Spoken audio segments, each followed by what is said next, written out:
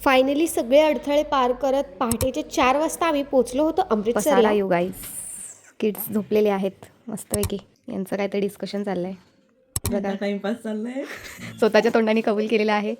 Makeup session हे खूप important आहे आणि अशी मला पार्टनर्स मिळाल्यावर मला तर फार आनंद होत असतो. आणि अशा पद्धतीने एक एक जण आम्ही रेडी व्हायला लागलो आणि हा होता माझा फायनल आउटकम जो की मला फारच आवडला होता. आणि कमेंट करून सांगा वाटते की नाही पंजाबी कुडी. आणि मग आम्ही निघालो होतो ब्रेकफास्टला. छोले भटुरे.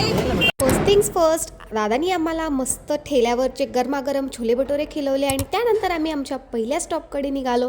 तर जे होतं जलियनवाला बाग आणि ते एकदम वॉकिंग डिस्टन्सवर होतं. मिनिमम 10 to 15 मिनिट्समध्ये आम्ही पोहोचलो. क्लासमध्ये शिकवलेला तो चॅप्टर तर मेमराईज झाला नाही, बट तिकडे जाऊन एवढं नक्की कळालं की ती लोकं केवढी ब्रेव होती आधीच्या काळातली. नाही तर आत्ताच्या काळातली लोकं साधं चुकीच्या गोष्टींना चुकीचं म्हणायला पण त्यांना भीती वाटत असते.